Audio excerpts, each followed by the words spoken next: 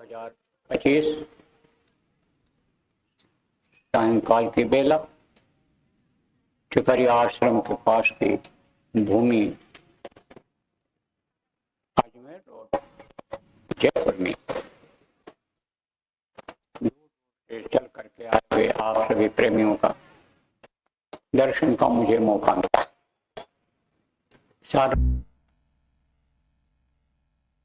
तो महाराज की बहुत बड़ी दया रही,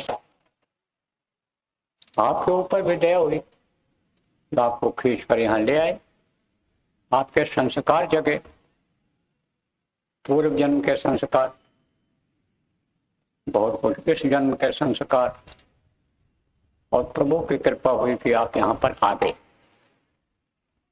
और इस स्थान पर जहाँ भारी संख्या में जन समूह तो मौजूद ही है, लेकिन बहुत सारी हस्तियां, शक्तियां जो अदृश्य हैं, जिनको इन बाहरी आंखों से नहीं देखा जा सकता है, उनकी मौजूदगी में गुरु महाराज की दया कृपा से हमको कुछ सुनाने का और आपको सुनने का अवसर जीवन में मिल रहा है। देखो प्रेम, आज मैं भी आपको जो असली चीज है, असल है, कभी खत्म नहीं होने वाला है, उनका भेद बताऊंगा, उनसे मिलने का रास्ता बताऊंगा। वो कौन है? जो सबके सृजनहार है, जो सत्पुरुष कहलाते हैं, सतलोक में रहते हैं, जिस लोक को संतों ने यानी कहा है कि अलख लोक, यानी सतलोक कहा है। गुरु साहबानों ने उसी को आकाश तख्त कहा है, जहाँ वो बैठते हैं, जिस लोक में बैठते हैं। आकाश जिसको किसको कहते हैं? जो काल से परे होता है। यह काल का देश है, हम लोग काल के अंडर में हैं, काल के माताहत हैं। यह नाशवान है सब, वो भी नाशवान है, काल भी नाशवान है। नाशवान माने खत्म होने वाले। और हम लोगों को भी मरना है, शरीर छोड़ना है। यहाँ की ये जो चीजें दिख रही हैं आपकी, यह भी सब नाशवान है, लेकिन वे नाशवान नहीं हैं जिनको सचखंड कहा है। उन्होंने सतलोक को सचखंड कहा है गुरु, जिसको मुसलमान जानकार फकीरों ने हक का मुकाम कहा है। तो वो वहां रहते हैं, वहीं से सब के नीचे वालों की परवरिश करते हैं। वहां पर उनके पास पहुंच पाना बड़ा मुश्किल होता है। और जितने भी लोग आप यहाँ बैठे हो, दुनिया संसार में हो, देवलोक में है, सूर्यचंद्र लोक में है, पवन लोक में है, इंद्रलोक में है, इसके ऊपर जितने भी हैं, बहुत से लोग हैं, उनमें जितने भी जीव हैं, सब वहीं पर थे एक समय पर, वहीं से नीचे उतारे गए। तो वहां पर पहुंच पाना बड़ा मुश्किल है। क्यों? क्योंकि मनुष्य शरीर में वो लोग नहीं हैं। हमारा आपका पहुंच पाना वहां आसान है। इसीलिए इस मनुष्य शरीर को देवता बराबर प्रार्थना करके मांगते रहते हैं। नर समान नहीं कौनो देही, जीव चराचर मांगत रहते हैं। ये सब मांगते रहते हैं, चर और अचर के जीव ये मांगते रहते हैं। ऊपर की हस्तियां, शक्तियां ये मांगती रहती हैं। एक बार मनुष्य शरीर अगर हमको मिल जाता, तो हम जहाँ से नीचे उतारे गए हैं, वहाँ अपने मुकाम पर, अपने घर पहुँच जाते। तो हमको आपको जो मनुष्य शरीर मिला है, ये बड़े भाग्य से मिला है।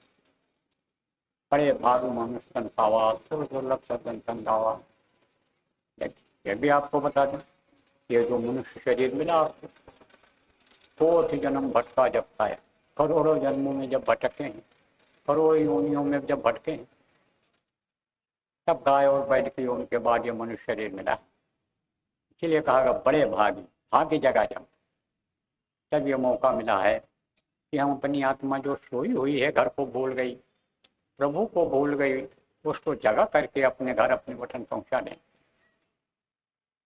तो हर कोई पहुंचा भी नहीं सकता है। जब कोई जानकार लेता है, जिनको गुरु कहा गया, सदगुरु कहा गया, जिनको आध्यात्मिक गुरु कहा गया, जिनको कंज गुरु कहा गया, जब वो मिलते हैं तभी उस सच के पास, सत्पुरुष के पास हम पहुंच सकते हैं, नहीं हमारी आत्मा पहुंच सकती है। तो प्रेमियों, आप बहुत से लोगों को मिल गए, हमारे गुरु महाराज जैसे समर्थ गुरु मिल गए, हमारे भी भाग्य जागे और हमको भी मिल गए थे। अब ये मृत्युलोक है, यहाँ का विधान है फला सो झड़ा और बड़ा सो फटाना। पैदा होता है, मरता है, वो पेड़ फलता है, झड़ता है, जो आग जलती है बुझती है, नियम है यहाँ का।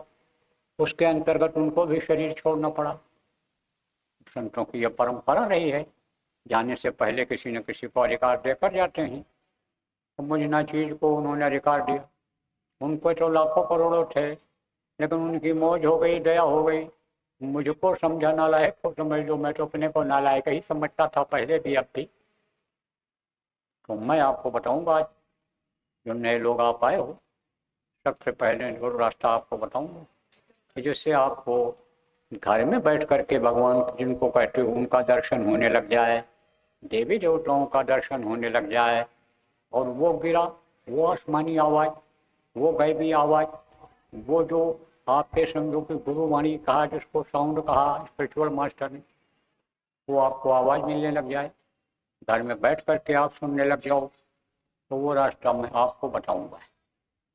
इसके लिए न घर छोड़ना है, न जमीन जायदाद छोड़ना है, न बाल बच्चों को छोड़ना है, गृहस्थ आश्रम में ही रहना है और फंसना नहीं है उसमें। 24 घंटे में से समय निकालना है, सुबह शाम 2 घंटा 3 घंटा समय निकालना है। किसके लिए? अपने घर जाने के लिए। यह घर तो जिसमें रहते हो ये छूट जाएगा, ये किसी का नहीं हुआ है, ये गिर जाएगा। आंधी आएगी, भूकंप आएगा, गिर जाएगा, पानी का जलजला आएगा, बह जाएगा, लेकिन वो घर टूटता फूटता नहीं है।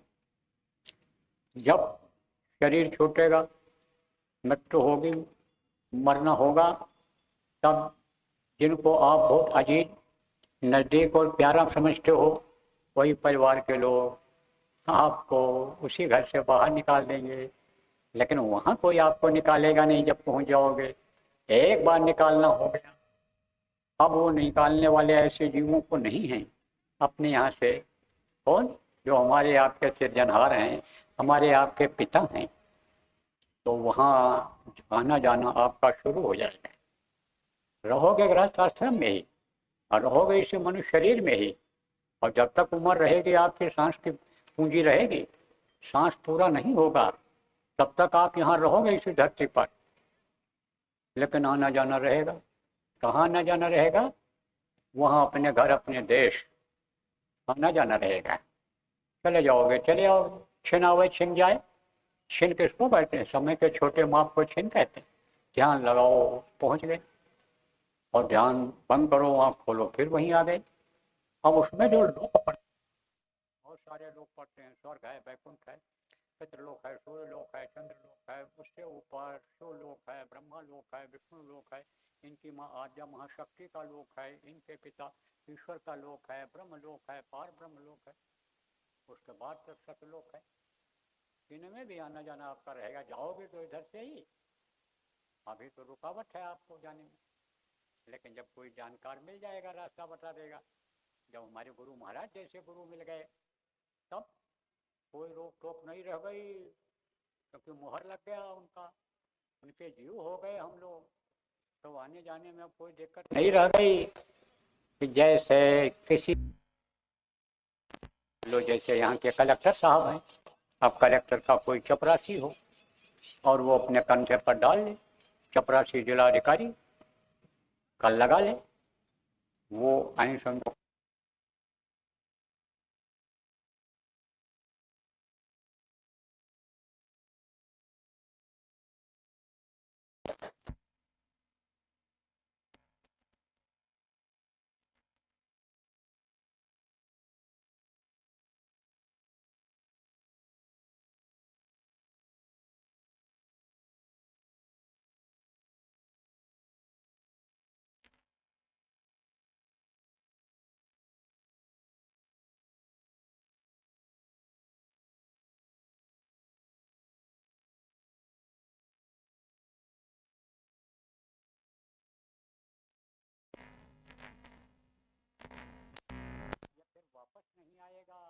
इसलिए जो जीने का समय अभी मिला है,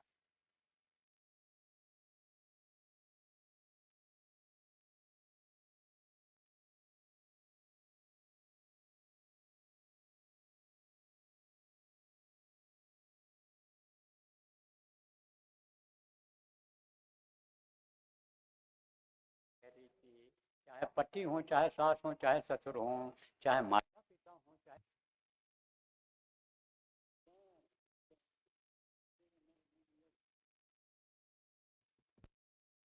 और अनश्वर नर और मुनि मुनि तो तपस्या करते हैं, योगी योगेश्वर, ये सब स्वार्थी हैं। स्वार्थ लाकर ये सब स्वार्थ में प्रेम करते हैं। निस्वार्थी कौन है? निस्वार्थी समझो कि गुरु होते हैं, सही रास्ता बताते हैं, सही बात बताते हैं। निस्वार्थी वो प्रभु हैं। इसलिए इस चक्कर में आप मत पड़ो। धन दौलत किसी के काम आया? यह धन तेरे काम ना आवे, तेरे कोई काम नहीं आएगा। रुपया पैसा यहाँ काम नहीं आता है। भारत देश का रुपया लेकर अमेरिका में चले जाओ, जापान में चले जाओ, चीन में चले जाओ, नहीं चलेगा। तो ये रुपया, ये पैसा, ये सोना चांदी वहाँ कैसे आपके काम आएगा? और जब पैदा हुए हो तो बहुत पतले सुराख से ये जीवात्मा आई है, और जिस रास्ते से आई है उसी रास्ते से निकलेगी। तो न उस रास्ते को इन आँखों से देख पाते हो, न जीवात्मा को देख पाते हो, मौजूद है यहीं पर। तो जब इन आँखों से देख नहीं पाते हो तो इन आँखों से देखी हुई चीज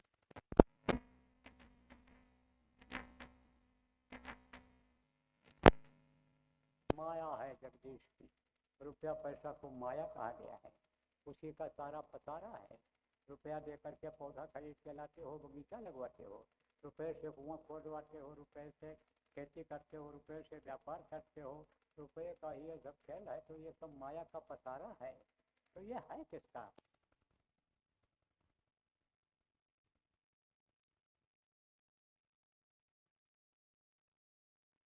अपना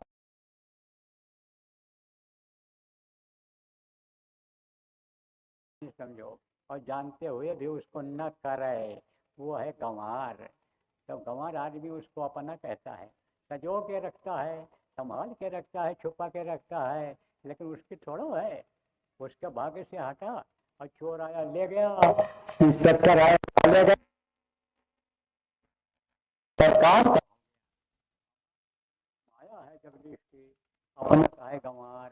और सपने उपाय और राजधन, सपने उपाय और राजधन जात में लागे हुआ। जैसे सपने में कोई राजा बन जाए, लेकिन जैसे आँख खोलेगा राज्य से ठाठ रहेगी। राजा बन गया, ठाठ हो गया, नौकर चाकर हो गए, बंगला महल हो गया, सो रहा है 40 मन फूलों के सेज पर, खुशबूदार फूलों के सेज पर सो रहा है बिस्तर पर। लेकिन जब आँख खोलेगी तो वही गद्दा, वही दरी, वही बुजड़ी जिस पर सोया था वही उसी का मालिक तो रहेगा। वही तो उसके पास है। इसलिए इसमें मत फंसो। इंतजाम सब करो, सारी चीजों का करो, खाने का इंतजाम करो, कपड़े का इंतजाम करो। आप फिर समझो बीमार हो जाओ, दवा का इंतजाम कर लो, बाल बच्चे हैं उनकी देख रेख कर लो, औरत लाए उसकी देख रेख कर लो, बच्चियों शादी की हो तो पति की सेवा कर लो, सास ससुर की सेवा कर लो, शादी नहीं हुई बच्चियों माता पिता की सेवा कर लो, बच्चे बच्चियों माता पिता की सेवा कर। लेकिन उसी में सारा जीवन का जीने का समय बर्बाद मत करो। अच्छे का साथ करो, साधक का साथ करो, धार्मिक विचारधारा लाओ, सनातन धर्म को मानो। सनातन धर्म क्या है? यही जो साधना आपको बताई गई, जीवात्मा का उद्धार अकेला धर्म है। यही यही आपका धर्म है। चार पदार्थ का चलता थे, मुट्ठी में क्या लेकर के पैदा हुए, बंधी हुई मुट्ठी में अर्थ धर्म काम और मोक्ष। इसका अर्थ समझो मनुष्य शरीर पाने का। ये सबसे बड़ा धर्म क्या है? सबसे बड़ा काम क्या है? धर्म काम इसको मोक्ष दिला दो। मोक्ष किसको कहते हैं? जहाँ से फिर वापस आना नहीं होता है। शमशान भूमि पर जब मुद्रा को ले जाते हैं तो वहाँ से वापस लाते हैं? नहीं लाते हैं। तो जब ये जीवात्मा वहाँ पहुँच जाएगी, वापस नहीं आएगी, तब इसकी मुक्ति हो जाएगी। यही है असला धर्म, यही मनुष्य का है धर्म, यही है सनातन धर्म। यह धर्म आज से नहीं चल रहा, यह सनातन से चल रहा है, तो हमेशा ये शुरुआत से चल रहा है और अभी ये चलेगा। यही है सनातन धर्म। इसी को अपनाओ। तो आज जो आप आए हो, आपको समझाता हूँ कि कैसे आत्मा को अपने वहाँ पहुँचाओ। ये आपको बताया, बड़े भाग्य से मिला मनुष्य शरीर। और ये भी बताया ये दुनिया की चीजें, पुत्र, परिवार, औरत, पति, ये कोई काम आने वाले नहीं है। यदि आपको बताया ये आखिरी वक्त में कोई काम नहीं आएंगे, सब यहीं साथ छोड़ देंगे, अभी लगे हुए हैं स्वागत के लिए।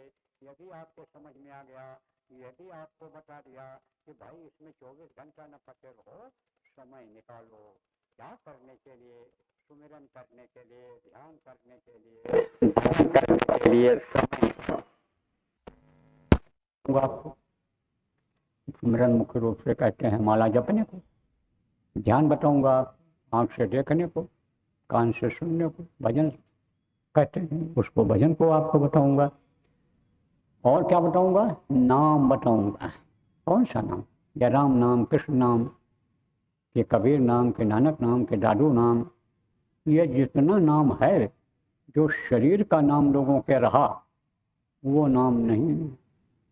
जिसके लिए कहा मन तू भजो गुरु का नाम, गुरु जो नाम देते हैं, गुरु जो नाम बताते हैं, उस नाम को भजो। जिस नाम के लिए कहा गोस्वामी जी महाराज ने कि कलयुग केवल नाम आधारा, सुमिर सुमिर नर उतरह पारा, कलयुग योग यज्ञ नहीं जाना, जो एक आधार नाम गुण गाना।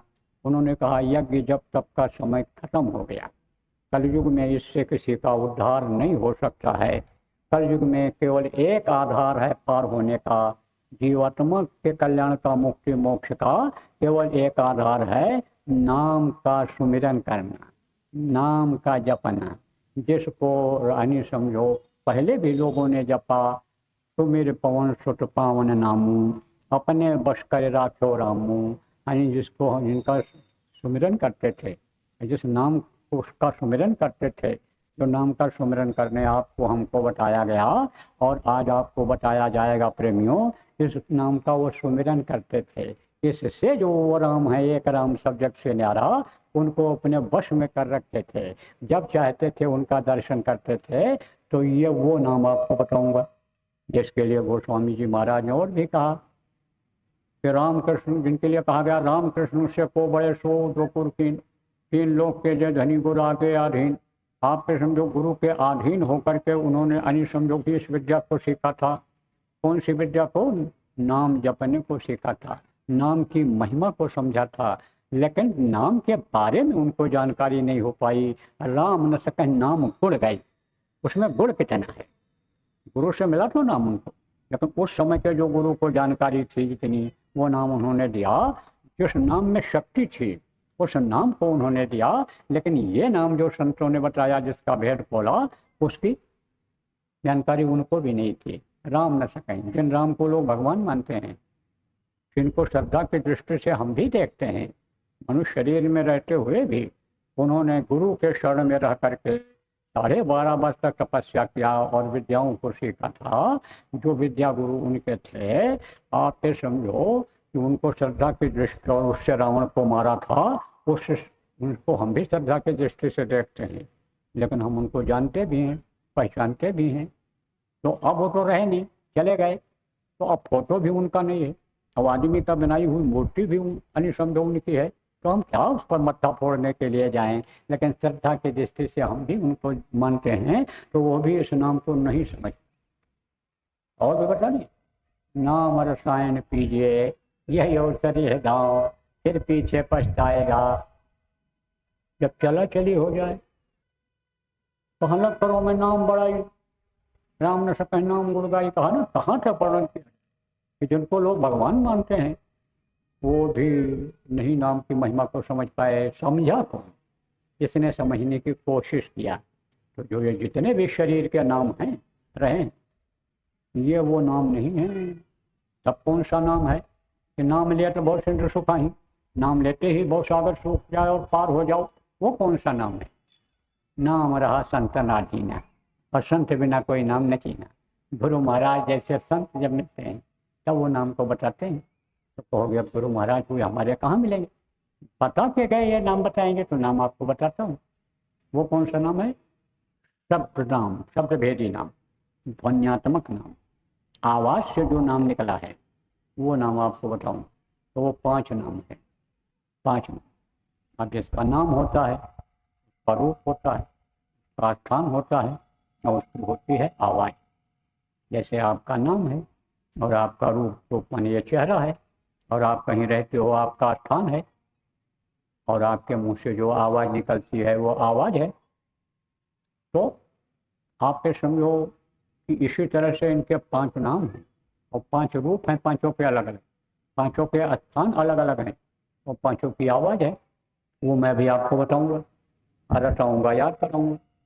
जितना भी आप याद कर सको याद कर लो, जो ना याद हो पावे उसको इन पुराने लोगों से पूछ लेना, कागज मिल जाएगा, आप वही लोग दे देंगे जो आपका एकरारनामा भर के लाए हैं। आप इसमें लिखा है मांस नहीं खाएंगे, मछली नहीं खाएंगे, अंडा नहीं खाएंगे, व्यभिचार नहीं करेंगे, और देश धर्म का पालन, बहुत सारी चीज़ें लिखी हुई हैं, 6-7 लाइन लिखी हुई है। और आपने उसको स्वीकार किया है हम ये सब नहीं करेंगे और हम नाम दान ले करके भजन करेंगे।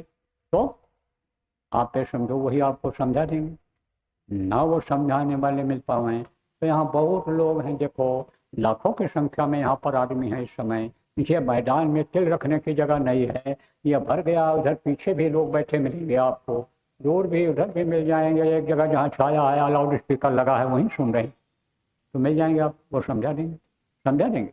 कहा दिया गया समझा देना, इसका फायदा इनको मालूम हो गया।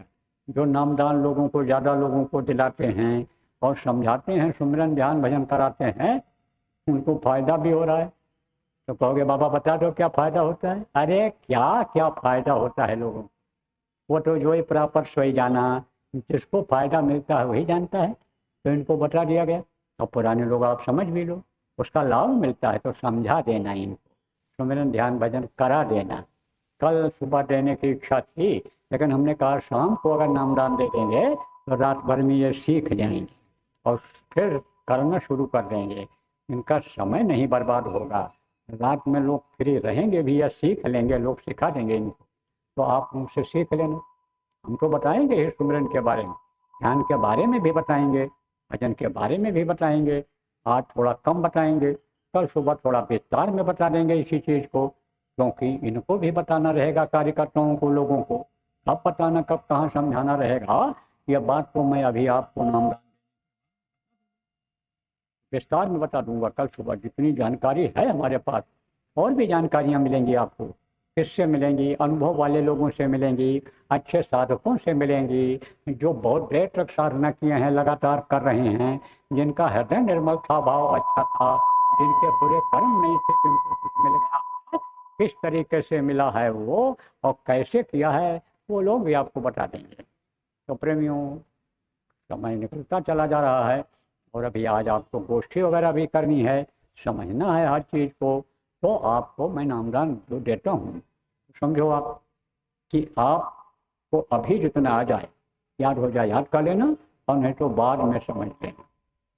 अब देखो आप लोग तो एकरारनामा भर ही दिए हो, और जो एकरारनामा भरे बगैर, शर्त पूरे बगैर, पूरी किए बगैर और आ गए थे, कहावत है कि अंधे के हाथ बटेर लग गया, जा रहे थे और रास्ते में ही कहीं खड़े होकर के सुन लिया और संस्कार जग गया और गुरु की दया हो गई और आपको तन मन से लाभ मिलने लग गया, भग करके चले आए हो।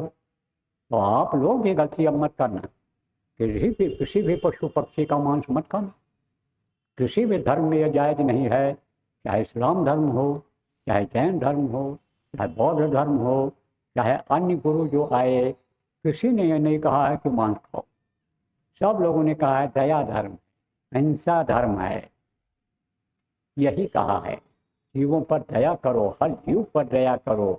यही जो है हजरत मोहम्मद साहब ने भी अपनी मुरीदों से कहा है, इसलिए ये जायज नहीं है मनुष्य के लिए। उन्होंने भी कहा था मैंने खजूर बना दिया तुम्हारे लिए, या अनाज तैयार कर दिया तुम्हारे लिए, ये जो है पानी बना दिया तुम्हारे लिए, पानी पियो, अनाज खाओ, अनाज से भी तुम जिंदा रहोगे, ये जानवरों की कुर्बानी मत करो, इनको मत सताओ, उन्होंने भी कहा है। और जितने भी आए सब लोगों ने कहा भाई मनुष्य का भोजन ये नहीं है, मनुष्य का भोजन जड़ वस्तु है। जड़ वस्तु किसको कहते हैं? जो एक जगह से दूसरी जगह आ जा नहीं सकता, उसको जड़ कहते हैं। चेतन किसको कहते हैं? जो एक जगह से दूसरी जगह आता जाता है।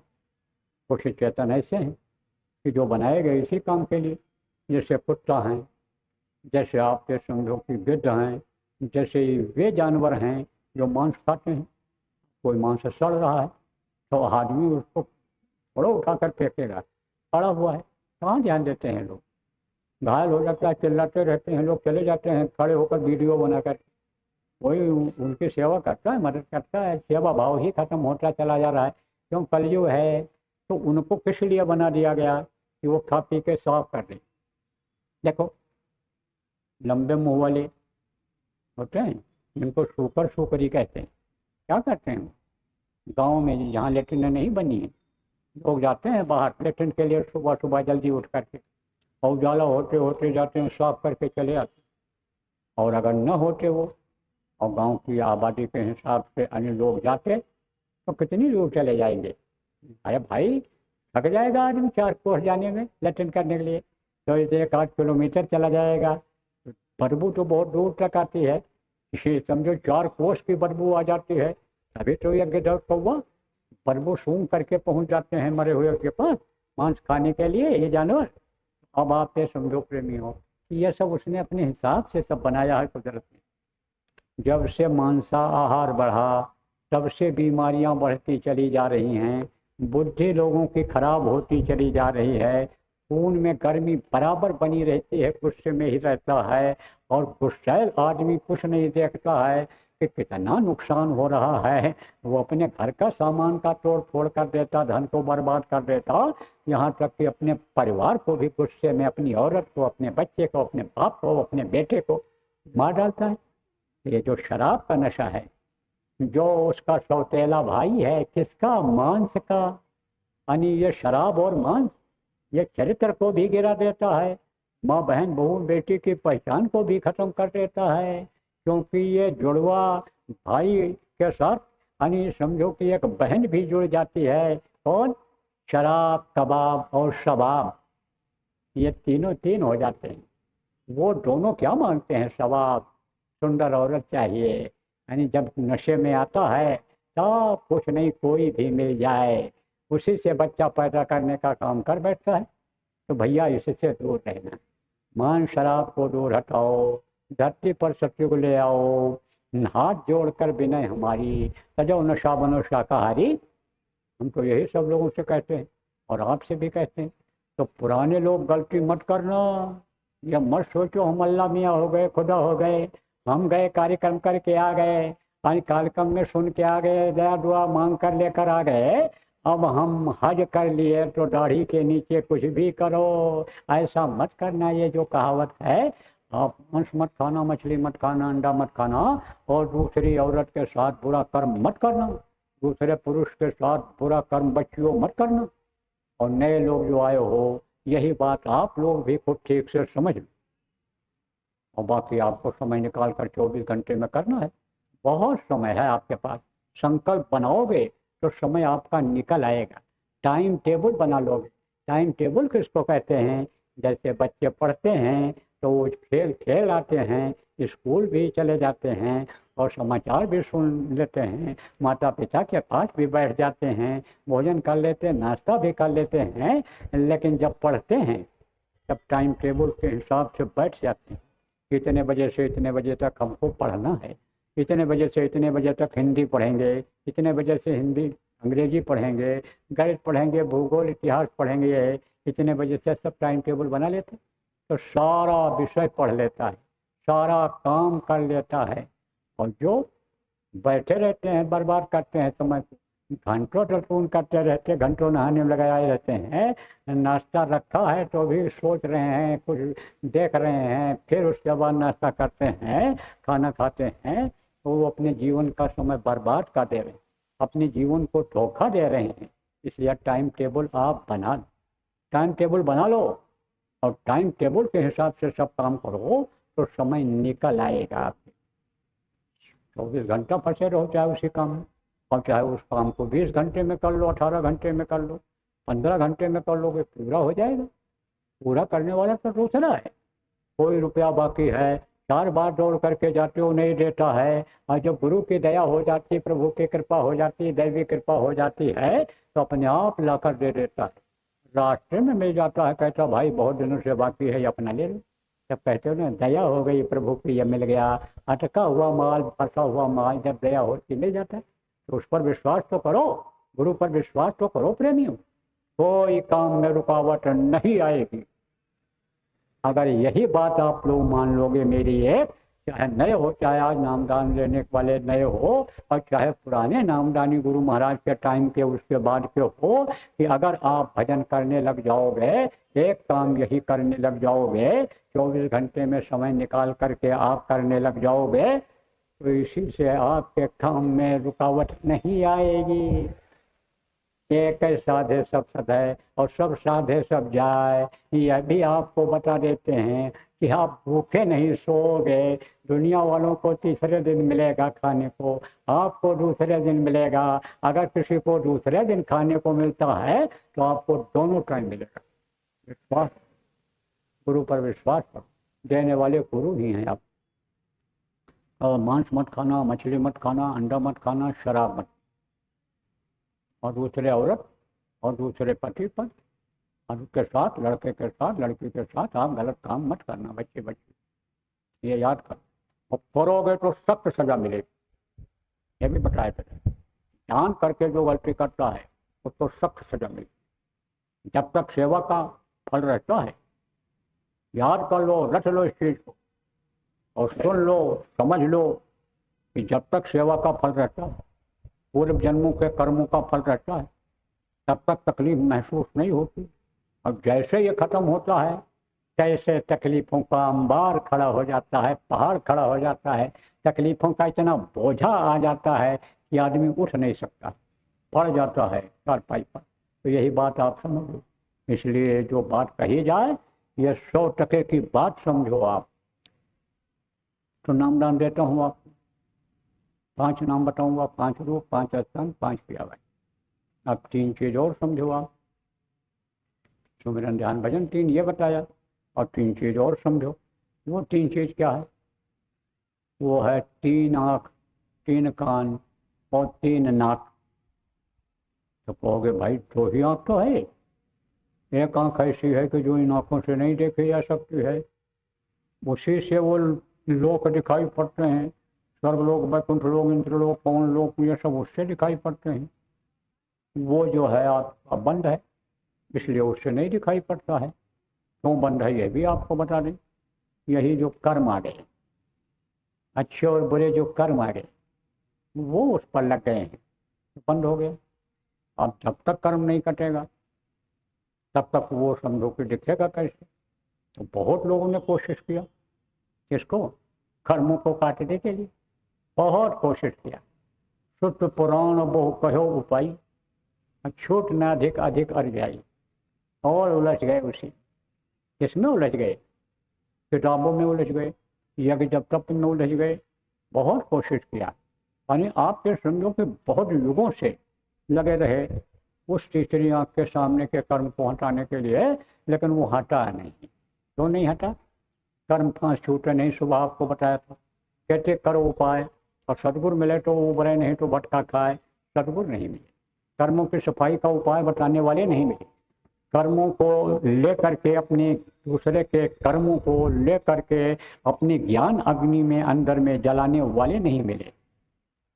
तो अब आपको बता रहा हूँ तरीका, ये जो सुमिरन करने का, ध्यान करने का जो बताया गया है, इससे वो पर्दा हटेगा। और जब वो पर्दा अंदर का हटेगा, तभी गोस्वामी जी महाराज ने कहा, उभर ही विमल विलोचन ही के, मिटह दोष दुख भो रजनी के, सूझे रामचरित मणिमाणिक, गुप्त प्रकट जहाँ जो जय खानी। अंतर में मानस में जो राम का चरित हो रहा है वो तब दिखाई पड़ेगा जब दिव्य दृष्टि खोलेगी, पर्दा वो हटेगा। तो जब हट जाएगा तब तो घर बैठे भगवान का दर्शन करो, तो क्या दिक्कत रह जाएगी। तो उससे दर्शन होता है तीसरी आंख से। अब तीसरी आंख है कहाँ? जीवात्मा इन्हीं दोनों आंखों के बीच में बैठी हुई है, वही शरीर को चलाती है। अंडज पिंडज उपमज, आप समझो कि ये बनाए गए थे। पिंडज का स्थान सबसे ऊंचा रहा है, तो ये पिंडी शरीर है। इसमें 6 चक्र हैं, 72,000 इसमें आप ये समझो कि नाड़ियाँ हैं, और नसों की संख्या तो बहुत ज़्यादा है, लाखों की है। और समझो इसमें प्राण है, यानी 10 प्रकार के प्राण हैं। प्राण समान ज्ञान उदान अलग अलग काम है उनका। तो ये जो बना हुआ है ये शरीर, ये विचित्र शरीर है। ये जो मंदिर बना है जिसमें भगवान का दर्शन होता है, यह काया रूपी मंदिर जो बना है, भगवान ने बनाया है, ईश्वर ने बनाया है माँ के पेट में, ये विचित्र है। झी नीरे चदरिया, कबीर साहब ने कहा झी नीरे चदरिया, झीना झीना तैयार किया है। कुछ नसें ऐसी हैं कि जो एक्सरे मशीन से भी नहीं दिखाई पड़ती हैं, इसीलिए जब ऑपरेशन करते हैं नसें कट जाती हैं तो नई नई भी बीमारियां पैदा हो जाती हैं। कहा जाता है जब न चले, कोई रास्ता ना हो, कोई विकल्प ना हो, तब ऑपरेशन कराओ, नहीं ऑपरेशन से बचो, इसीलिए तो कहा जाता है। तो अब आप ये समझो कि इन सबसे काम कौन लेता है इन अंगों से? यह किसके कहने से चलती हैं? ये मशीनें कौन से पावर से चलती हैं? ये उस पावर से चलती हैं जो यहाँ बैठी हुई है, छोटी सी जीवात्मा, परमात्मा की अंश, उसकी शक्ति से, उसकी पावर से ये सब चलते हैं नशे। तो यहाँ पर है जीवात्मा, उसी में एक आँख है, तो 2 आँख या बाहर और एक आँख अंदर जीवात्मा में, 3 आँख, और 2 कान या बाहर और एक कान अंदर जीवात्मा। बाहर के कान से बाहर की आवाज़ सुनते हैं, और अंदर के कान से ऊपरी लोगों की आवाज़ सुनते हैं। बाहर की आंखों से बाहर की चीज़ों को देखते हैं, और अंदर की आंख से ऊपरी लोगों की चीज़ों को देखते हैं। तो समझो कि 2 आंख बाहर और एक आंख अंदर, 2 कान बाहर और एक कान अंदर जीवात्मा, और 2 नाक बाहर हो गए। 2 नाक बाहर कहाँ? ये जो सुराख है यही है नाक। नाक बंद कर लोगे तो जिंदा रहोगे? नहीं रहो। इसी से सांस लेते हैं तभी मशीन चलती है। इस शरीर को पानी की भी ज़रूरत है, हवा की ज़रूरत है, आग की ज़रूरत है, धरती पर चलने की ज़रूरत है, आसमान स्वस्थ रहने के लिए आसमान के नीचे भी रहने की ज़रूरत है, चलने फिरने की ज़रूरत है। तो इसलिए सबकी ज़रूरत है। तो हवा बंद हो गया तो गाड़ी चलेगी? अरे हवा निकल गई, साइकिल की, गाड़ी की, बाइक की हवा निकल गई तो दौड़ेगी? नहीं चलेगी, खड़ी हो जाएगी। हवा की ज़रूरत है। तो हवा लेते हैं किससे लेते हैं? नाक के सुराख से। 2 सुराख हैं, इनका दोनों का अलग अलग काम है। एक समय में एक सुराख से अच्छी हवा जाती है, उसी समय पर अंदर की गर्म हवा, गंदी हवा दूसरे नाक से निकलती है। 24 घंटा यह काम चलता है। ये जो नाक है 24 घंटा अपना काम करता है। सो जाओ तो भी नाक अपना काम करेगा, आँख काम करना बंद कर देती, दिखाई पड़ना बंद हो जाता, कान सुनना बंद कर देता है, जीभ हिलती नहीं है, मुँह खुलता नहीं है कुछ खाने के लिए सो जाने के बाद। लेकिन नाक नहीं बंद होता, वो तो भी चालू रहता है। तो एक नाक के सुराख से अंदर अच्छी हवा जाती है, दूसरे से गर्म निकलती है। समय समय पर ये अपना काम बदल करके करते हैं, अपने आप बदल जाते हैं। कभी देखो बाएं नाक से गर्म हवा निकलेगी, कभी दाहिने से गर्म हवा निकलेगी। ये दोनों अपना काम करते रहते हैं। तो 2 नाक या बाहर, सुराख ये जो है ये बाहर, और एक है अंदर जीवात्मा। तो 3 नाक हो गया, 3 नाक, 3 आँख, 3 कान। सुमिरन, ध्यान और भजन, 3 चीज ये हो गया। और 5 नाम, 5 रूप, 5 स्थान, 5 की आवाज़, ये हो गया आपका। अब आपको नामदान देता हूँ, ले लो आदर के साथ, सम्मान के साथ ले लो। बैठ जाओ जैसे ऐसे हम बैठे हैं पलटी मार करके। तो नए लोग आप नामदान ले लो और पुराने लोग दोहरा लो। गुरु महाराज भी कहा करते थे कि हमेशा आदमी को अपने को नया समझना चाहिए। चाहे कोई कार्यकर्ता हो, आप अपने को नया समझोगे तो आपको अहंकार नहीं आएगा, आप यानी समझो छोटा बन करके रहोगे। जो आपके जूनियर लोग भी हैं उनको सीनियर समझोगे जब रोज अपने को नया समझोगे। और चाहे आप साधक हो, चाहे आप नामदानी हो, आप अपने को जब नया समझोगे तब आप धोखा नहीं खाओगे, आपका अहंकार खत्म रहेगा, छोटा बनने की प्रवृत्ति रहेगी। बहुत से लोग छोटा बनना चाहते ही नहीं, झुकना चाहते ही नहीं, आदत में ही नहीं लाते हैं, वो तरक्की नहीं कर पाते हैं, वो आगे नहीं बढ़ पाते हैं, और थोड़े समय के बाद उनका अस्तित्व खत्म हो जाता है, नाम खत्म हो जाता है, कोई नाम लेवा नहीं रहता है। इसलिए देख लो कि कोई चीज़ अगर नीचे पड़ी हुई है, कीमती से कीमती चीज़ है, और उसको अगर आप कहोगे किसी से कि उठा करके हमको दे दो, तो तुमको देगा कि अपने जेब में रखेगा। और तुम अगर झुक करके उसको उठा लोगे तो समझो कि वो तुम्हारी चीज़ हो जाएगी। इसलिए ये जो जरूरी बातें हैं जीवन में, अपनाने वाली बातें हैं, सीखने वाली बातें हैं, ये सब मैं आपको बता रहा हूँ।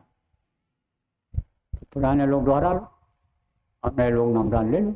बैठो, मारो पालथू, समय निकला जा रहा है, बैठ जाओ।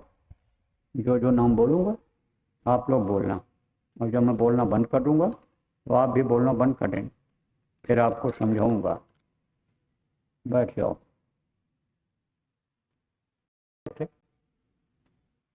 तो सोचे बेचारे बड़े दुखी हैं गांव के लोग, तो इनको कुछ दे दिया जाए। झोली में से ऐसे हीरा निकाला, अब फेंक दिया, का उठा लो, माला माल हो जाओ, गरीबी दूर हो जाएगी, घर बन जाएगा, कपड़े तुम्हारे अच्छे हो जाएंगे, सम्मान इज्जत मिलने लग जाएगी, बड़े आदमियों में गिनती हो जाएगी। उठा लो, ये हीरा है, हीरा है। किसी ने कह दिया हीरा है, हीरा होते तो फेंक देते, हीरा होता तो फेंक देते। हीरा जैसी कीमती चीज किसको अच्छी नहीं लगती है। कांच के टुकड़े हैं टुकड़े, बस गांव वालों ने उठाया ही नहीं। जौहरी जा रहा था, किसी के कहने में नहीं आया, देखा हीरे पड़े हुए हैं, उठा ले गया, माला माल हो गया। नाम का हीरा मोती मैं बिखराऊँ गली गली, यानी बिखरा दिया गया, बिखरा दिया गया है, लेकिन किसी ने कदर नहीं किया।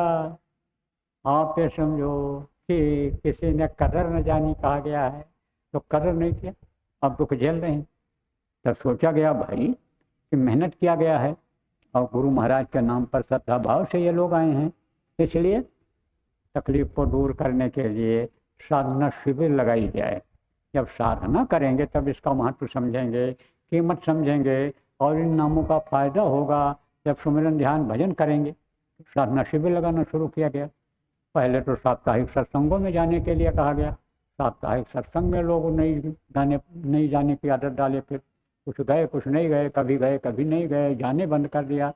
अब आप ये समझो साप्ताहिक सत्संग में नहीं गए, रोज के ध्यान भजन में नहीं गए, तब कहा गया भाई कि अब क्या किया जाए। तो 5-5 घंटे की, 3-3 घंटे की साधना शिविर लगाई। उससे भी अन्य जुड़ नहीं पाए, लोग नहीं कर पाए, तब कहा गया आप जो कि 5 दिन का करो, 9 दिन का लगा, 5 दिन का लगा बहुत जगहों पर। और जो गया वो पाया, जो किया उसको मिला, जिसकी जितनी मजदूरी थी सबको मजदूरी उसी हिसाब से मिली, काम के हिसाब से, मेहनत के हिसाब से। लेकिन तो भी सब नहीं जुड़ पाए, जगह जगह नहीं हो पाया। तब कहा गया कि भाई समय नहीं मिलता इनको, दूर जा नहीं सकते जहाँ शिविर लगती है, तो जगह जगह पर गांव गांव में लगवा दो 24 घंटे के साधना शिविर। 24 घंटे का चला। अब यह कार्यक्रम शुरू होने के पहले ही बगल में अपना आश्रम वहाँ पे लगा हुआ था। तो अब आप ये समझो कि ये जो 24 घंटे के शिविर है, यह सबसे आसान है, इसमें बहुत लोग बैठ सकते हैं। आप उस हिसाब से अगर सिस्टम बना दें जैसा मैं बता रहा हूँ, तो इसमें बहुत ज़्यादा लोग बैठ जाएंगे। तो हर सप्ताह लगाना है साधना शिविर, हर सप्ताह। समय दिया गया था गुरु पूर्णिमा तक का इन शिविरों को लगाने का। आप ये समझो कि 5-5 दिन वाली शिविर का लगाने के लिए कहा गया था, उसका नाम भी रखा गया था 5 चरणों का। तो अब से और रक्षाबंधन तक का, अगले पूर्णिमा तक का आपको शिविर लगाना है। हर इतवार को शिविर लगेगी, 3 शिविर लगेगी। उसका नाम भी बता दूंगा, अरे आज भी बता दूं, कल भी कहो याद रहेगा तो बता दूंगा, नहीं तो आज ही बता दूं। उसका नाम रहेगा पिंडी शिविर, अंडी और ब्रह्मांडी। आपने समझो 3 चरणों में तब तक लगेगा, लगा देना। कैसे लगाओगे, कब लगाओगे, यह भी आपको बता देता हूँ। देखो, इतवार को आप सुबह 5 बजे शुरू करो, 5 बजे से 7 बजे तक 2 घंटा जय गुरुदेव नाम की ध्वनि बोलो। जय गुरु कैसे बोलोगे, नए लोगों को बता दूं। जय गुरुदेव, जय गुरुदेव, जय गुरुदेव, जय जय गुरुदेव। इस तरह ऐसे बोलना रहे, समझ लो, आप तो बोलते ही इसी तरह से बोलना रहेगा। यानी कितने बजे तक? 5 बजे से लेकर 7 बजे तक, और ठीक 7 बजे नाम ध्वनि के बाद ध्यान और भजन पर बैठ जाओ और बैठा दो, बैठ जाओ और बैठा दो लोग। और जिसको जितना समय तक बैठना है बैठेगा, फिर उठ जाएगा। जैसे पहले होता रहा, कट्टी मैदान के लिए भी चले जाते थे, और भी जरूरी काम कर लेते थे, और फिर समय मिलता था तो आ जाते थे। जिसके पास समय रहता था बराबर बैठा रहता था, 8-8, 10-10 घंटा बैठता था। 24-24 घंटा लोग बैठे हैं। 5 दिन के साधना शिविर में 56-56 घंटा लोग बैठे हैं। तो अब आप समझो प्रेमियों, उसी हिसाब से बैठते रहना चाहिए। फिर आओ, जब तक इच्छा हो ध्यान लगाओ, जब तक इच्छा हो भजन करो, तो शुरुआत हो जाएगी। सुबह 7 बजे इतवार को, रविवार को, संडे जिसको कहते हो, छुट्टी भी रहती है, दुकानें भी बंद रहती हैं, दफ्तर भी बंद रहता है। और फिर सुबह दूसरे दिन 7 बजे शिविर खत्म हो जाए। थोड़ी देर यानी समझो समझाना रहेगा। किसको समझाना रहेगा? उन्हीं प्रेमियों को जो साधना करते हैं, तो जिनको बनता है, जिनका साधना में दिखाई सुनाई पड़ता है, वो भी बैठ करके सुन लेंगे। मान लो कोई इसमें नई चीज़ मिल जाए, नया तरीका मिल जाए समझाने बताने के लिए लोगों को, तो वो भी सुनते रहेंगे और नए लोग भी सुनेंगे। कुछ कल मैं आपको बता दूंगा कि ये चीज़ें बताओगे, अच्छा रहेगा, इस तरह का रहेगा। और उसके बाद फिर छुट्टी कर दो, ज़्यादा देर नहीं, उसके बाद फिर छुट्टी कर दो, और छुट्टी करके अपना छोड़ दो, लोगों को चले जाएं अपने अपने हिसाब से, अपना काम देखें। तो ये चलेगा। अब इतवार आ रही है, इसी से शुरू कर दो, उसकी योजना यहीं बना लो, और जो जिम्मेदार लोग हैं इसमें सहयोग करें, लगवाएंगे साधना से। और जिम्मेदारी जिनकी जिस चीज़ की है वो भी काम करते रहें, या नहीं कि इसी काम में लग जाएंगे। और भी जो काम इसके साथ में है, जो आप कर रहे हो, दिया गया है संगत का जिम्मेदार लोगों को, वो सब काम करते रहना है, वो भी करते रहना है, और इसको भी सेट करके चलवाना है। आप समझ में आ गई बात? ये विस्तार में अभी जब गोष्ठी होगी, आपकी मीटिंग होगी, जिसमें सब लोग बैठेंगे, चाहे जिम्मेदार हों चाहे गैर जिम्मेदार हों, जो लोग आए हैं प्रेमी, जो जानना चाहेंगे, सीखना चाहेंगे, जो सेवा करना चाहेंगे, सबकी गोष्ठी होगी, मीटिंग होगी। तब होगी जब यह कार्यक्रम अभी समाप्त हो जाएगा, तब होगी। थोड़ा समय के लिए छुट्टी मिलेगा कि जाओ हाथ पैर सीधे कर लो, पानी पेशाब करके फिर आओ, बैठ जाओ।